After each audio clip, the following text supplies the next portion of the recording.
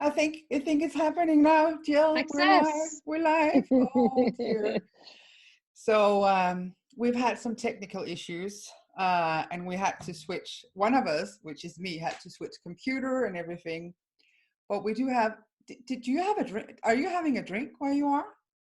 I do not have a drink. I kind of forgot about it because it feels so early. It's only noon here. Oh, there is like I have so much to say about that.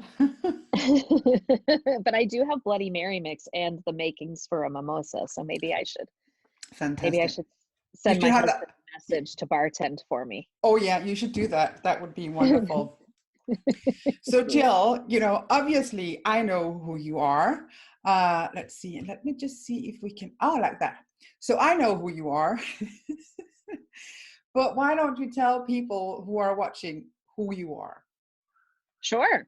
I'm Jill Stoddard. I'm a clinical psychologist and the author of Be Mighty, which is a self-help book based on acceptance and commitment therapy for women who struggle with anxiety, stress, worry, which, as it so happens, women suffer from anxiety at nearly double the rates of men. So it seemed appropriate to write that book for women. I'm also the co-host of the Psychologist's Off the Clock podcast, which is a podcast for, the tagline is, ever wonder what psychologists talk about when they're over coffee, something like that, right? So Yeah. it's for professionals, but also for lay people who are interested in psychology. And then lastly, as a psychologist, I also work as a therapist, and I have a clinic called the Center for Stress and Anxiety Management in San Diego, and have an amazing team of 6 women who work with me in my clinic. Wow. And I'm a mom and a And wife. you're I a have a mom. wonderful husband and 2 little kids who are 6 and 8. And because we're all at home, they may pop in at some point, but hopefully they'll respect the closed door. I've seen you posting videos with your kids like dancing and touching their face and do get like there's it looks like lots of stuff is happening at your house. So Jill, Indeed. do you have your book with you? Oh, I totally forgot about that part. Oh well. I don't have a copy near me. Hold on, let me see. So I don't have a copy near me. Hold on, I'm gonna send a message and yes, do that. This has I'll tell been Billy. planned forever, and we've just had so many issues happening here. So, but neither way, we will post a link to your book in the comments so that people can see your book. Okay. I So just sent him a message, so hopefully he'll go grab one. They're bring the in my book, garage. My bring the book, and makeshift shipping station. bring a book and bring drinks. Yes, I'm gonna Yes. tell him that when he comes in to go make me a noon cocktail. Noon cocktail. Yes, if there ever was a time to have a drink at noon, it would be now. So you and I think would a talk. lot of people are drinking at noon Yeah, right about now. exactly. So you and I, we were talking about that it's hard not to mention the world situation right now. And so I'm guessing a lot of people everywhere in the world are anxious and worried. And although your book is for women, I know that you're a master in handling these issues regardless of gender. So what would be your take, Jill? How do we get through this psychologically? Yeah. I've been thinking about this a lot, as I'm sure everyone has. And this is new for all of us. Nobody has ever had to deal with the anxiety related to a global pandemic before. And so I think really the first step is understanding that piece of it, that, this really didn't get serious until it's been a very short period of time, right? That this became as alarming. And I know different time periods in different places in the world, but that it's completely normal if we're all still in survival mode right now. Sure. Yeah. Right. And it's completely normal that we're feeling anxiety. And I think for many people, they feel like they're doing it wrong if they're really stressed and anxious. But the fact of the matter is that, anxiety and fear, we have those things for a reason. And when people have anxiety disorders, their anxiety and fear is often in response to a perception of threat that is not, the threat is much lower than what their anxiety tells them is real. And so it's almost like the anxiety and the fear are a false alarm. Yeah. But right now, the threat is real. Yeah. right? And so our bodies are doing exactly what they're built to do, which is respond to a threat. Yeah. And, fear is that acute in the moment. If there were a tiger or a robber in the room right now, we would have a fight, flight, fear response, Yeah. right? So I'm having some fear because my husband has a fever and a Yeah. headache and body aches, and he's not going to get tested. I don't know what's going to happen. No. It's totally appropriate to feel afraid. Yeah. And anxiety is that, like, future oriented, like there might be a tiger around the corner. The worry is the cognitive part of that. And that's normal too, because we know the economy is going to tank worldwide. There's a lot of uncertainty. There are threats up around the corner and we don't know exactly what they are. No. And so again, our bodies are doing what they're meant to do by preparing us in that way. So that's to say, like, really being gentle with ourselves and recognizing that a certain level of anxiety and fear is completely normal and appropriate. Our bodies are doing what they're meant to do. I think knowing that while stress does, excuse me, while stress does trigger adrenaline and cortisol, and we don't generally want our bodies to be at a heightened level of arousal all the time, stress also triggers oxytocin, which is our tend and befriend hormone. So it's that hormone that's telling us to seek and give care. Yeah. And even though we are physically distanced from everybody, some people are alone in their homes, some people have family, but maybe they're driving them crazy. Um, but to find ways to connect. And I think we just have to be more creative than ever right now, Yeah. using Zoom. Yeah. My children got a letter in the mail the other day, Hmm. which was really cool. Something Yeah. like that has never happened before. I have friends where we're trading video limericks about coronavirus. So it's bringing a little bit of play Yeah. and levity to a situation when, I think we really need that right now. Yeah. So Jill, I love what you're saying also about the connection part, because if there's anything we can do at these times, it is to connect and be social apart, right? Mm-hmm. Yeah. One I of the saw things, something recently that said we should start. In fact, I think the World Health Organization has replaced the term social distancing with physical distancing, yes, because it's a more appropriate it's a more appropriate use of language, that we have to maintain physical distance to be safe, yes, but that's not the same as social and emotional distance, and that we can still be connected socially and emotionally. yes, so true, Mm. so true.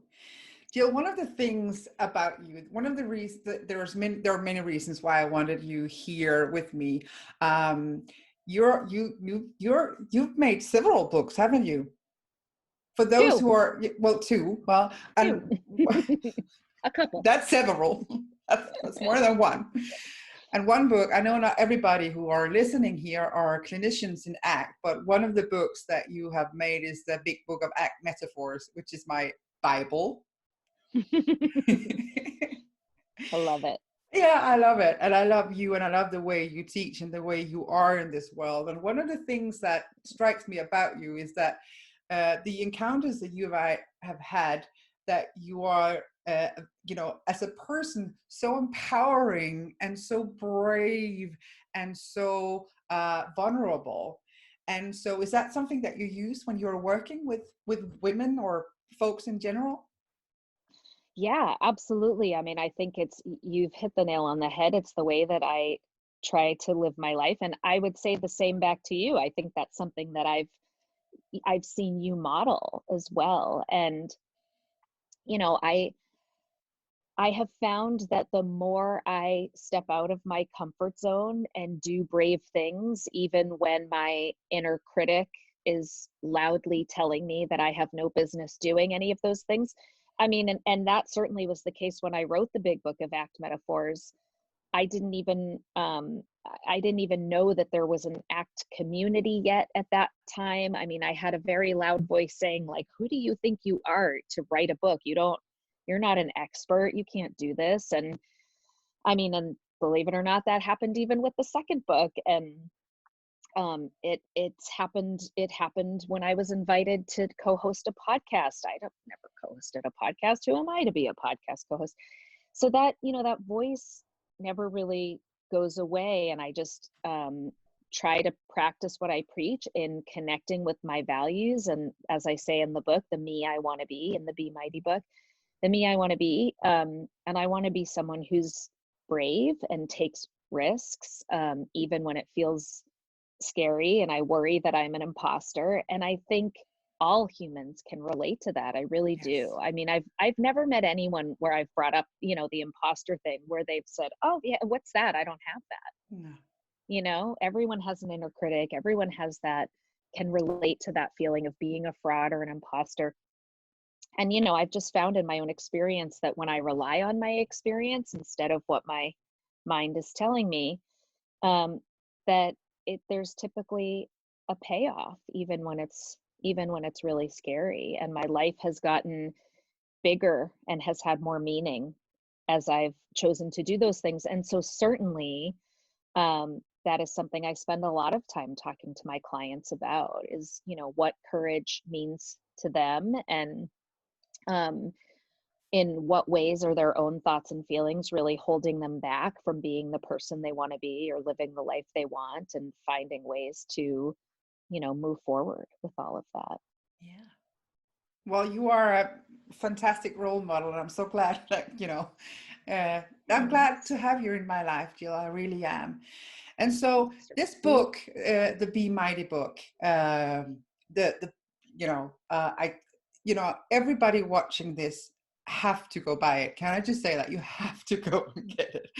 Thank you. Why could you talk about why a woman's book, why a woman's guide to free yourself from anxiety? Could you tell me a little bit about that? Yeah, I mean, it really comes from a place of, learning that women suffer from anxiety at nearly double the rates of men. Yeah. And I've just thought a lot about that in the last, I guess since 2016, with our presidential election here, and all the things that have unfolded since then, like Time's Up and Me Too. This is a time where women are really speaking up. They're showing up. And it's become my own, I don't know, like women's issues have just become far more important to me in the past 4 or so years. And I've become more aware. I mean, I almost like call myself like an emerging feminist. I mean, like theoretically, of course, my whole life, I would say that I believe women and men should have equality and be treated equally. But I've just really practiced greater seeking of information and becoming more aware, and then finding my own voice and my own platform to try to speak up as a woman and for other women. And honestly, Rikke, since I wrote the book, I've had thoughts, more present day thoughts that, gosh, I wish I could go back and not rewrite it, but add to it, because I've learned so much since I wrote it that I wish I had incorporated into the book that I didn't. So I'm writing blogs, and I'm thinking about my next book, and kind of hoping to be able to infuse more of that there. But I think just now is the time for women to really take charge of their lives and to find their voices. And we often don't do that and speak up, because we live in a patriarchal culture in the United States and in other Western countries. I mean, in most places, really. And, I want to give women the tools to be able to do that, if that's something that feels important to them personally. Yeah. And have you had any, would you be willing to share, because there will be, lots of women watching this. Do you have like any experiences that you've had that you would like to share, where you have, worked on being brave, or maybe that inspired some of the stuff that you wrote about in your book? Ooh, that's a really good question. I know some of them, but I don't want to Yeah, I mean, there are, and I'm fine with sharing them. I'm trying to think like where to start. I mean, the thing that comes to mind that I think has been the most impactful, probably because it's been the most painful, is my daughter was assaulted in her school bathroom. She's almost 8, but she had just turned 7 at the time. And thankfully she told me on Mother's Day, actually. And she actually came to me and said someone looked at my privates because she was on the toilet with her pants down and an older boy crawled under the locked door and physically assaulted her, not sexually, but picked up her hand and like made her hit herself while another boy was outside laughing at her, laughing at them. And I, of course, immediately went to the white male principal and white male superintendent and assistant superintendent. And the fact of the matter is, they basically just attempted to sweep it under the rug. They, when she described the assailant very clearly. And when I said, she picked out the 2 boys and the principal interviewed them and they denied it and he wanted to end it there. And I said, well, why don't you interview every 2nd and 3rd grade boy who has dark hair and glasses? Because that's how she described him. And he said, the principal said, well, you need to understand how uncomfortable those conversations would be for those boys and their parents. And it was just this moment of like, are you effing kidding me right now? Like, as opposed to how uncomfortable it was for my daughter to be on a toilet with her vagina exposed and be physically assaulted while another boy laughed. And, I just like, whew, if anything's going to awaken the mama bear in someone, it is that. And I'm so grateful for my acceptance and commitment therapy skills that I live in my own life, because unfortunately the outcome has not been what I have wanted it to be. I lodged formal complaints. I created a Title IX complaint, which in the United States is where you have evidence of gender discrimination. And long story short, nothing has happened. But it was one of the things that really awakened in me this, like, my daughter is learning a lesson very young. She's now already part of #MeToo, that boys can do whatever they want, that even when girls are brave and speak up, nothing's going to happen. She was traumatized, so she was acting out for several weeks after that in, ways that just were not her, and she was getting in trouble. So when you're brave and speak out, nothing happens to the bad guys, but you are going to have to pay the consequences when you struggle with what's happened. And it just broke my heart. And I thought, at the very least, there's the one thing I know I can do and I can control is she knows that her mama has her back.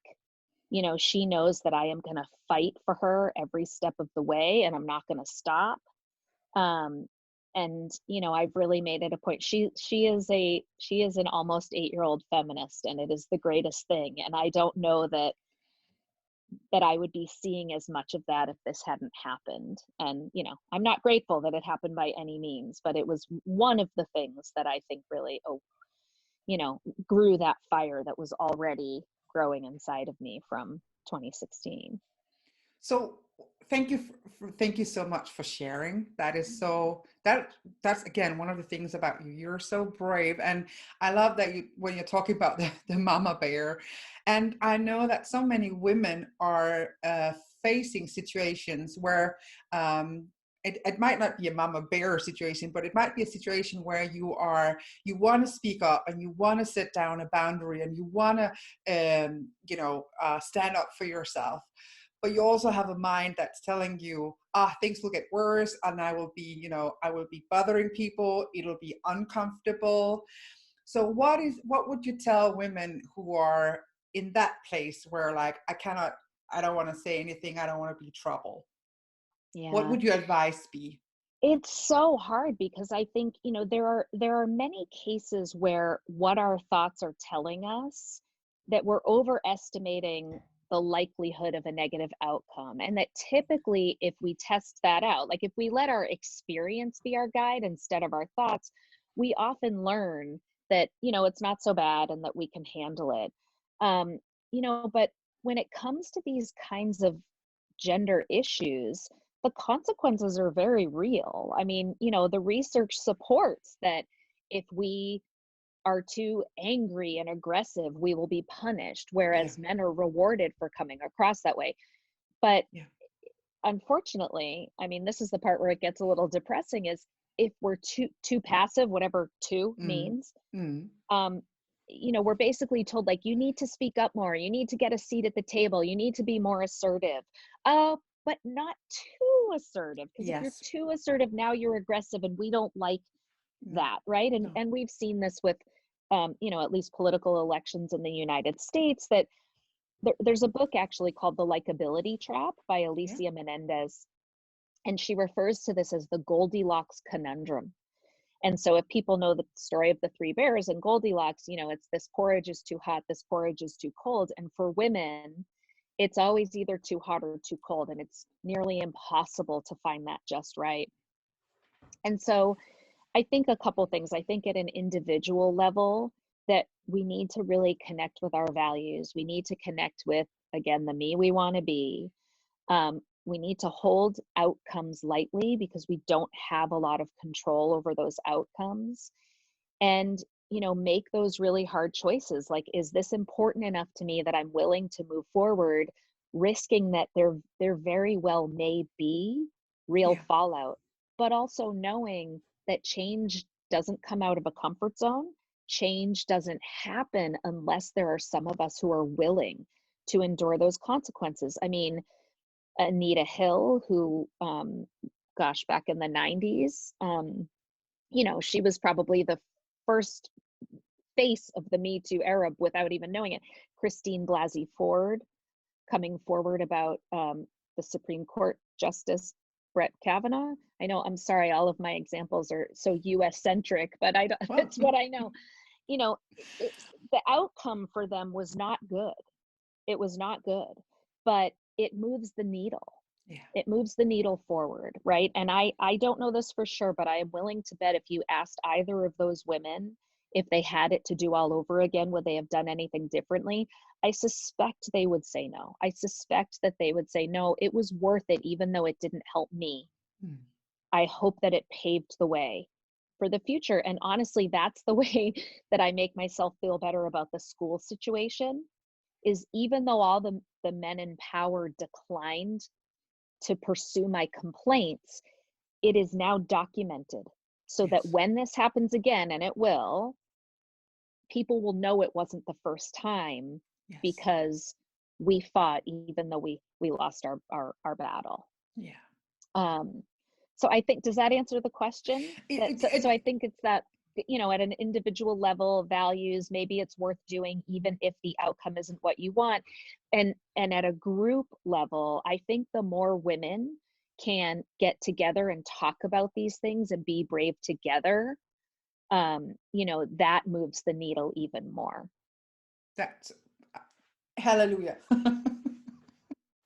I so agree. And I love what you were saying about that. It might be punishing. It might, like, so when you do it, it might feel very aversive to stand up for yourself, because it will sometimes give, shit will probably hit the fan.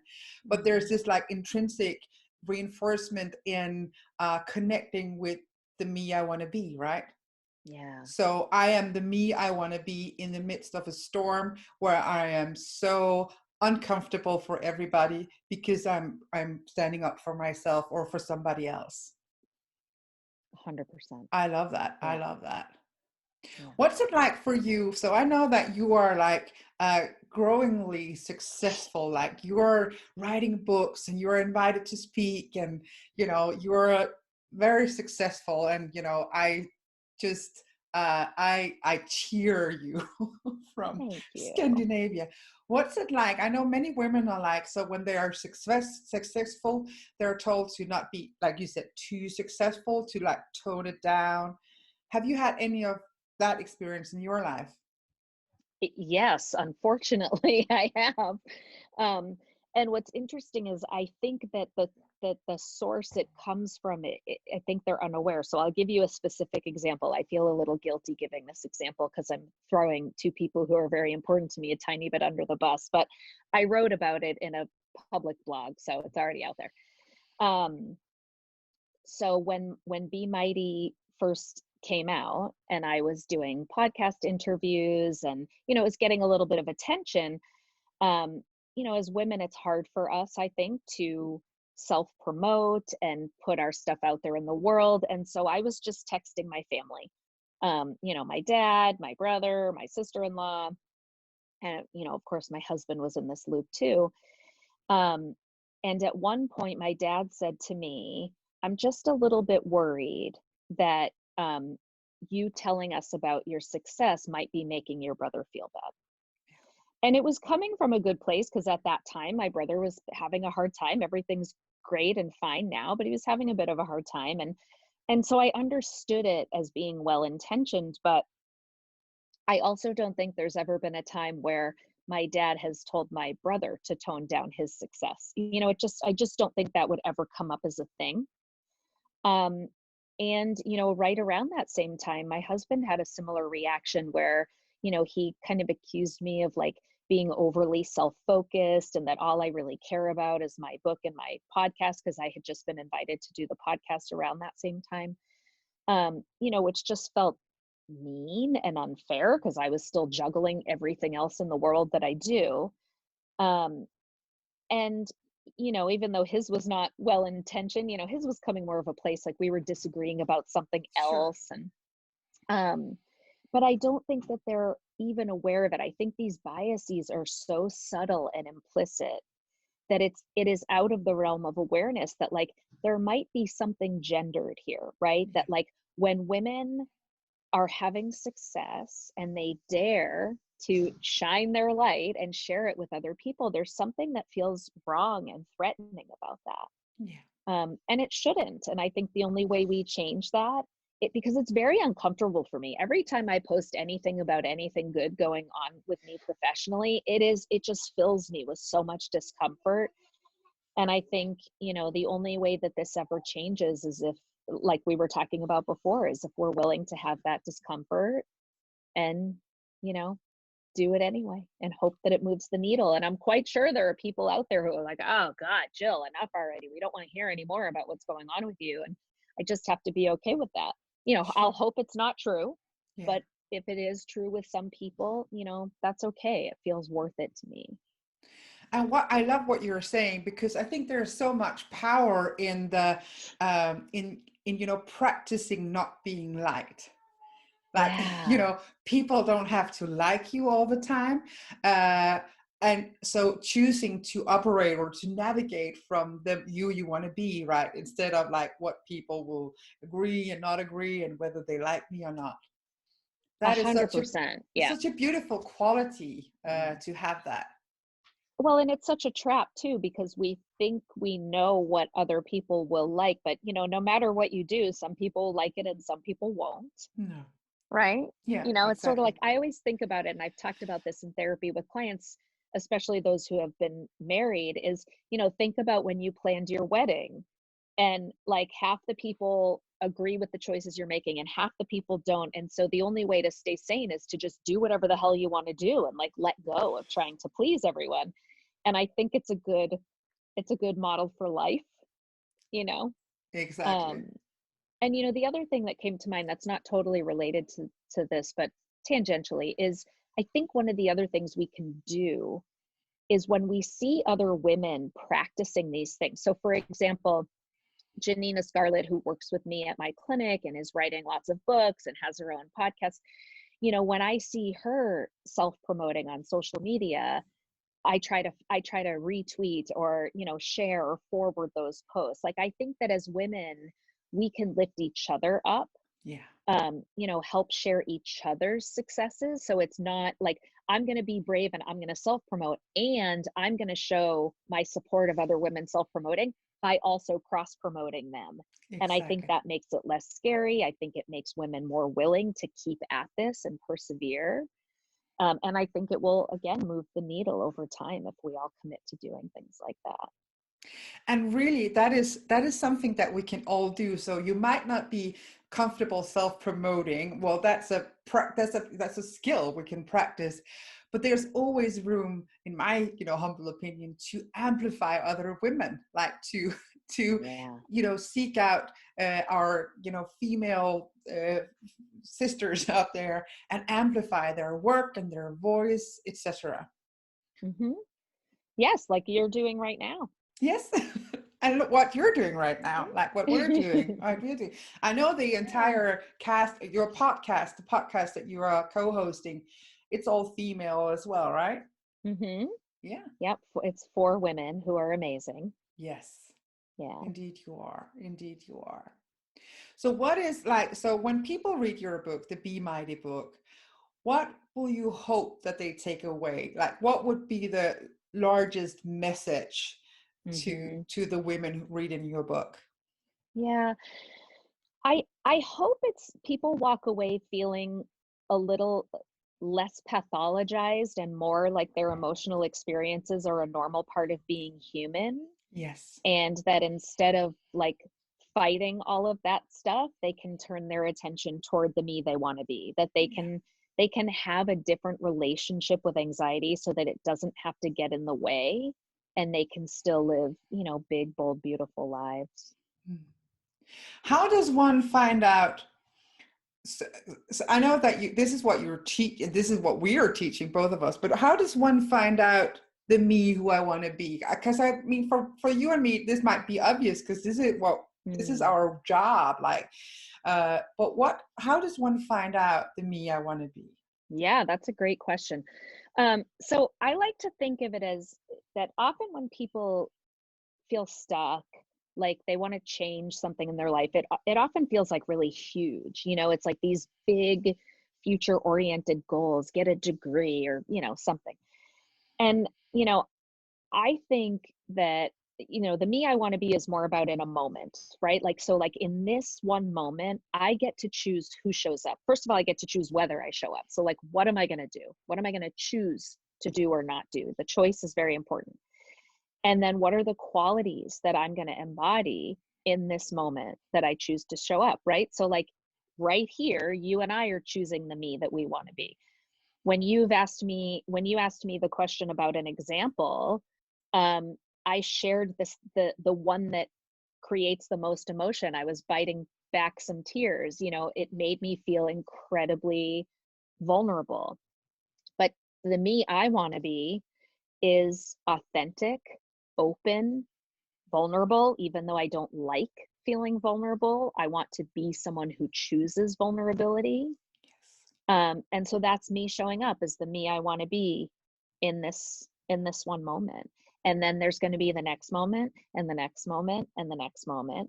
And it's about those qualities, and they may change from moment to moment. When I hang up from this call and I'm interacting with my kids, and hopefully they're happy and getting along, but maybe not. And what are the qualities I want to embody as I interact with them as a mom? And one of the things I point out in the book is if you imagine the word moment, there's me right in the middle of it, right? moment. So it's like me sits right in the middle of moment. So it's this me I want to be in this one moment. That is clever. I love that. I love that. It just came like it. I just saw it one day and was like, oh my gosh, There's it's a right there me in in the the middle middle of of the moment. word. That is And that's beautiful. not, and I don't mean to say that you shouldn't have goals. Like you should decide not to think about getting a degree. But it's more to say that if we think about it in these smaller terms, it can make change feel a little less intimidating. Yes. Right. And like more within our grasp. Yeah. I don't know if you guys might be able to hear some things in the background. Well, My it's little fine. my 6-year-old boy, I'm in my bedroom and my 6-year-old boy came in to take a shower, and I can hear him singing or talking or something in there. So if you hear anything in the background, that's my little Liam. That is, He's the one that's been dancing and touching his face that you've yeah, been seeing on yeah. Facebook. Yeah. That's hilarious. But yeah, I just want to say, one of the things I love everything you're saying, and one of the things that is so important is the choosing of your own behavior in each moment. As you're just saying, that there are long-term goals, and they can seem so far away, but knowing that in every moment there's a me. I love that. There's a me, being able to choose in every moment how you want to be. Right. Exactly. Yeah, that choice is really important because, we spend a lot of our time on autopilot, Yeah. where we're just, just like sort of I always get the image, and I think this metaphor is in the book, of like, a marionette puppet with like Yeah. the strings and the crossbars, and we're the puppet on the string, and that often our thoughts and feelings are kind of in charge of what we're doing. I'm Yeah. mixing metaphors by saying autopilot, but our thoughts and feelings are kind of in charge of moving those bars. And the choice part is not just letting the strings move us, but sort of like cutting those strings so that our values, the me I want to be, becomes in charge of the Yeah. way we move our hands and our feet and our mouth. And that it's a conscious, deliberate, thoughtful choice, not Yeah. just that, like, being It's not autopilot or not being puppeteer. manipulated. No, Right. exactly. Exactly. Right. So one of the things that we have talked a little bit about this, but often get the question. One of the things that you and I teach is like bravery and courage. We're inviting women, or folks in general, to be courageous and be brave. How does one do that? What is your take on that? Like, How do you become brave? Oh, hold on one second. Hey, Liam, I need you to turn that off. I'm on a call. Okay. Thank you. He has told I'll spell it Alexa, because if I say it, it will activate her. yeah. And is playing music and dancing naked Isn't in the bathroom. that's He's wonderful? hilarious. He keeps us very entertained. Okay, so refocus. Well, so Um, the question is, how does how one, to be brave. how to be brave? People ask me all the time, how do you become so brave? I don't know if it's meant for me, but how does one become brave? Yeah. Well, I think it's really about not that bravery can't be based on a feeling, right? It's not like I act bravely because I feel brave. It's I'm willing to do the things that matter to me, even when I feel terrified, Yes. and vulnerable. I mean, I think it's a willingness to be vulnerable. And I'm a huge fan of Brene Brown, and she's a much bigger expert and more articulate in talking about these things than I. And she has a Netflix special. If you just look up in Netflix Brene Brown or Courage, but she talks all about courage, and that courage and vulnerability are essential.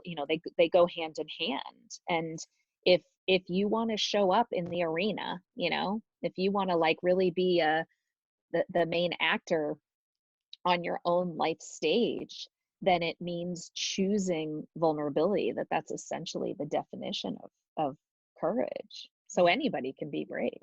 Exactly.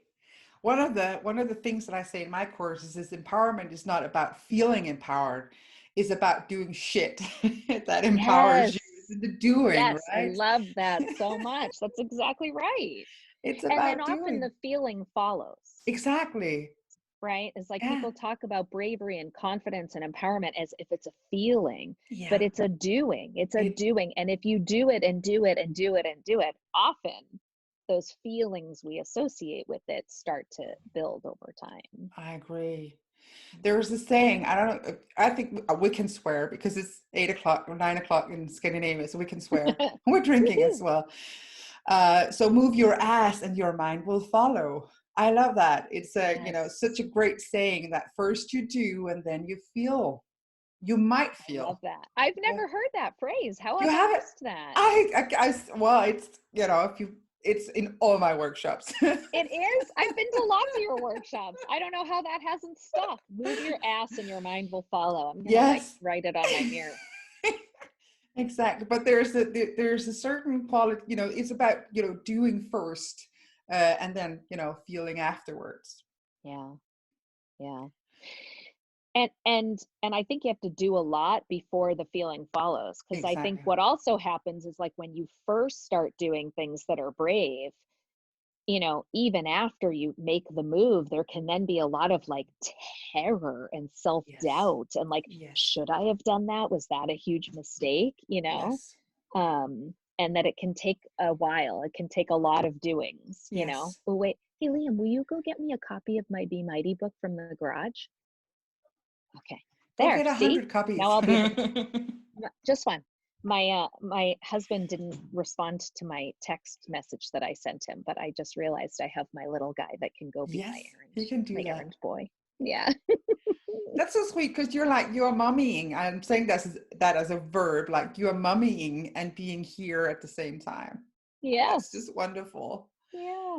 A It's lot of us are figuring out how to do that. And I love seeing, like people on conference calls and a kid zooms by, and it's like, this is just our reality right now. And it's good practice in being flexible and it creative. is. It is. Yeah. So I'm just sitting here. I'm just like, it's amazing to from my perspective. I'm watching you, and I've known you for a lot of years right now, and I've seen you. You're writing books, and is the Hi. book there? Hold on. Here he is. Here, do you want to say hello real quick? Or put your head in the camera so they Hey, can see you. See, there's Liam. hey, good to That's my little son. Okay, go tell Daddy. Thanks, buddy. Okay, there we go. There's the So I book. think it comes out backwards, but there's the book. That's what it Well, looks like. it looks perfect from here. It looks perfect, Oh, good. and I love Good. the graphics about it. It's just a I do beautiful book by a too. beautiful person with Oh, beautiful content. oh, thank you. Well, I certainly can't take credit for the fact that it looks beautiful. That's the director, the publisher is New Harbinger, and Amy Shoup is the art director there. And just, I mean, I cried literally when I first saw the cover art. I just thought it was so Yeah. perfect. Yeah. And Jill, I'm amazed. This is one thing that in one way it saddens me and it amazes me. So you've written books. You've wrote now the Be Mighty, a woman's book, a woman's guide, a much needed book.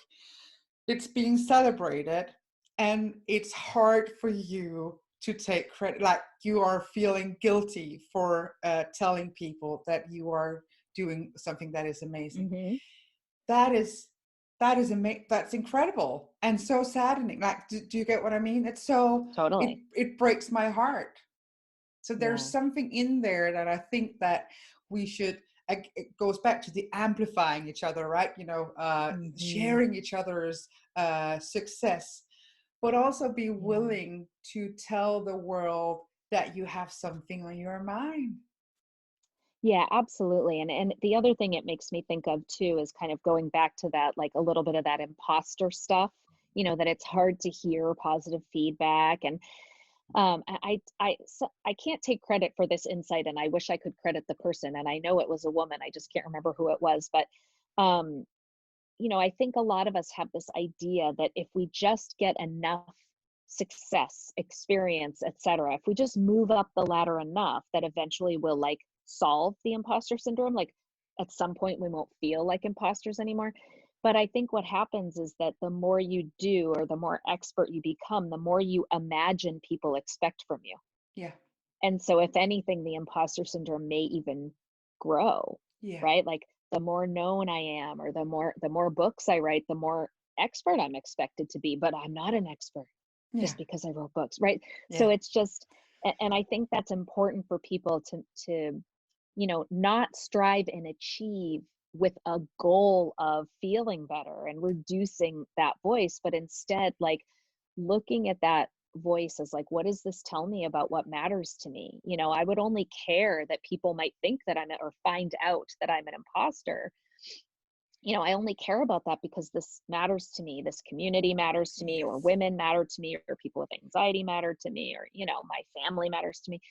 And that's why um not being found out, it feels, or being found out feels so scary. And that we don't need to turn away from that, but really just like recognize what it's telling us about what matters in our hearts you know And I love what you're saying is that it hurts because it matters to us. right, If it didn't right. matter, it wouldn't hurt, right? Wouldn't care. Yeah. I think I give the example in the book of like, what keeps you up at night, you're probably not worrying about like whether Netflix is going to go out of business, No. right? Because like, Yeah. yeah, we all love to binge watch the next great show as much as anybody. Yeah. And we don't really deeply care about it. So it doesn't make us worry. I No. don't worry about my cooking or my driving, but I No. worry a lot about my children, Yes. my career, Yeah. right? And my friends and my other Yeah. family members. Yeah. Yeah.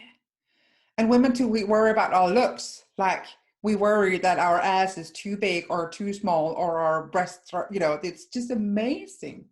It There's is. always opportunity to worry. Yeah. And that's something that I've been actively working on too. And I know you do that too. Like you and I have done workshops, online workshops where you have deliberately made the choice to come without your hair done or your Yes. makeup done. And Yes. that's me. I haven't showered today. I just have my hair all stuck up. Um and I, when I see other people doing that, when oh God, Alicia Keys kind Mm. of made a statement that she wasn't going to wear makeup, or I just heard Oprah and Michelle Obama talking about, how they refuse to get Botox, and which is fine. Like women can choose to do whatever the F they want to Yes. do, whether Yes. that's to Botox or not Botox, right? Yes. But again, we're coming back to this choice thing, and that should be a choice that we're making for ourselves, not because we're living up to some external expectation or because we think we're not good enough if we don't do our hair or wear our makeup or, Yeah. whatever Yeah. the case may be. And I think that is just that is so profound, Jill. Women can do and be whatever they want to. Like that Yeah. is what a takeaway message. Yeah. I know that some people are, this is gonna, I don't want to come across as, this is happening right now because I'm trying to tone down, but I have some people say, oh, Rikke, you do a lot of workshops and you do this and that. And it seems like, that I'm an expert in something. And I look at you, Jill, and you do all these workshops and you write books. And so in a way, we might be role models as, in, doing stuff, but it can also set the bar a little high, like, doing workshops internationally and selling books and etc. What could be, do you get what I mean? It's kind of a, it could be a high standard. If you're Sure. not, Yeah. if you're not like doing workshops or writing books, and that's not the life you're living, and you still want to choose bravery and badass, and what would be one small step people can do today? Like we're in our homes, everybody, we're quarantined or we're at home. What could be one small step of bravery that's not writing a book or giving a speech? Yeah. And I think that's going to be as individual as the individual thinking about it. And it can be anything that makes you feel vulnerable. Yes. So it might be having a difficult conversation with a partner. It might be like disagreeing. It might be giving an opinion. Like lots of people won't even share their opinions because they're afraid that might be judged.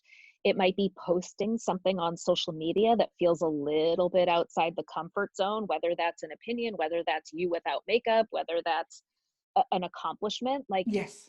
yeah, let's all post an accomplishment as Yes. women, Yes. no matter how big or small. I think there's lots of ways, there's lots of opportunities to just be a little bit more vulnerable. Those are great examples, because what I think what we want to show people is that this is doable. It's not in the, wait until you write a book or wait until you're giving a workshop. You can every day, in every moment, Mm-hmm. you can choose the me you want to be and the bravery. Right. Yeah. And I also want to say too that like I definitely don't choose that in every moment. No. Right? Like I think even, I've been living and learning and living acceptance and commitment therapy for about 20 years, 18 to 20 years. Um and there are still many, many moments. Like I mean, I think for me the best example, and I feel a little ashamed but I share it because that's me being my authentic vulnerable self. I get easily irritated with my kids. And especially not in this context. I mean, I do in this context too, but when it would typically come up would be at the end of a day where they've been at school all day and I've been at work all day, and they've just had it, everybody's out of gas and we're hungry and we're tired. And, that's kind of my most vulnerable. I don't mean vulnerable in the sense we've been talking about it, but my most at risk kind of Yeah. time. Yeah. I'm feeling irritable. And when my kids fight with each other, it is like nails on a chalkboard for me. I mean, it just takes me 0 to 60. Um, and I can sit here right now in a moment when that's not happening. And I know the me I want to be is somebody who engages in a patient way, even if I'm not feeling patient. But I would say maybe 80% of the time, like it's high, I'm not able to do it, Yeah. and I say that because I don't want anyone to think like just because you read a book or practice this stuff for a long period of time, like you should be able to do this all perfectly. We are all very imperfect works in progress, and this is not an end point that you arrive at. Like you don't wake up one day and go like, okay, I'm mighty and I'm always vulnerable and open and authentic and patient. No, it's, this is something we have to return to again and again and again. And sometimes it will feel easy. And other times it's like, Sisyphus pushing the rock up the hill only to have it come back down. But each moment is a new opportunity to choose the me you want to be. And I'm always working on it. And, when there are those times where I snap at my kids or I'm not acting like the mom I want to be, I use the next moment or maybe a few moments after that, to come back to them and, apologize and at least try to model that you can admit when you make a mistake or when you do something that you don't feel proud of, and you can try to do better the next time. Like there's always a new opportunity to Yeah, practice. it's never too late. And there's this, like, as you say, like the power of flexible responding, to not Yeah. always, be this or always be that, but flexibility in choosing. And the me I want to be is kind of easy, right? When folks are nice and the weather is nice and it's when the context is fantastic, it's easier to be Right. to be the me you want to be. And it's hard, as you said, sometimes when people or things or contexts are triggering us. Yeah, when the shit hits the fan, When which is shit kind hits of the fan. happening for everyone right now, Yes, right? yes, And it kind of goes back to the very beginning of our conversation of like, yes, this is a time more than ever to be gentle with ourselves and, yes, right, like to practice self-compassion, self-kindness, and yes. because the shit is hitting the fan. So this is a Shit. very hard time for us to show up and be the me we want to be. And yet each moment is a new opportunity to practice. Each moment is a new opportunity to practice. And also there's this, I think this is so important, Jill. There's the me I want to be towards me. Like, Love that. when I fuck up, you're telling, I hear you saying that you come back to your kids and you apologize, and there's this like me you want to be as a mother towards them or towards one's partner and etc. But there's also some um importance about the me I want to be towards myself. Like, so Yeah. when I do fuck up, I want to forgive myself, and I want to learn, and I want to do better next time. 100%. I love that. And I think when you are kind to yourself, it makes the next time being a success Hmm. much more likely, right? If you're Yes. saying to yourself, oh, I'm the worst mother, I'm totally ruining my children, why can't I ever be more patient with them? The likelihood of then going back and calmly apologizing and trying to repair the rupture Yeah. is far less likely than Yeah. if you're saying like, shoot, like that wasn't the me I wanted to be, but I am doing my best. This is hard. Yeah. Kind of just practicing self-kindness, it makes it more likely. And the research certainly supports that, Yes. like whether it's if you're on a diet or quitting smoking or anything else, when you're mean to yourself about it, you're less likely to get back on the wagon, so to speak. And Yeah. self-compassion makes it more likely that you Yeah. that you make the choice that you want, that you truly want to be making. It makes that more likely. Yeah. Wow. Right. Jill, I could talk to you forever. I know, back at ya. And so, and let's do this again. It would be such a treat if we could do this again. Yeah, I'd love And to. so afterwards, make sure you come in and you check all the comments. I have a hard time. I know there are comments, but I have a hard time checking them because I'm here with you. And so I should You're be, being present. well, being present. And so Yeah. sorry to all of you guys for not responding on the comments, but you should go check the comments. And I'm so encouraging everybody who's watching this to put comments and, cheering or questions or whatever. And so, Jill, Yeah, and what are I'm you? happy to answer Sure. things too. Yeah, yeah. What are you going to do now? So it's 1:00 where you are. It is. Yeah. Yeah. I think I have a session at 2. Yeah. Therapy. I don't even know. I mean, I don't know if other people are experiencing this, but like, I don't know what day it is. I don't know what time it is. Thank God for calendars. I think I have another session or 2 in the afternoon. And I will say, not to invalidate the pain and tragedy and trauma that this is, but I think there's this duality of that is true. And also I'm noticing some sort of like gifts that are coming too, that it reconnecting with small simple things, like I'm playing for the first time in a long time, and my son and I take my dog for a walk every day, which we never used to do before.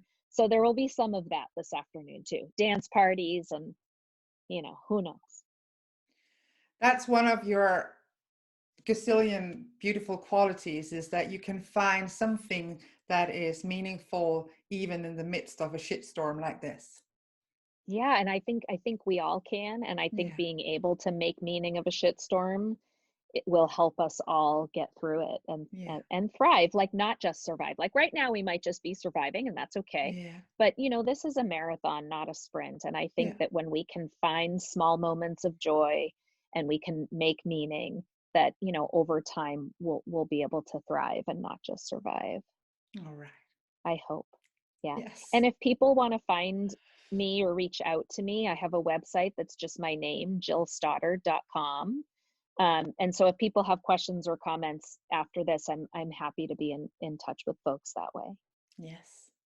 And so when you see one of Jill's blogs or anything like that, make sure to share it. Like, make sure to practice this, like what we're preaching.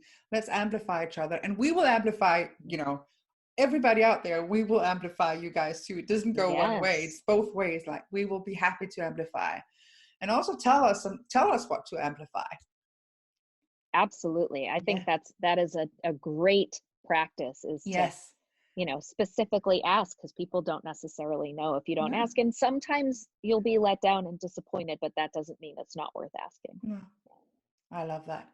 So Jill, what I'm going to do is that I'm going to jump off Facebook, and then I'm just going to ask you to sit for a second so that I can say goodbye to you. So just so Okay, we you don't got it. end this all.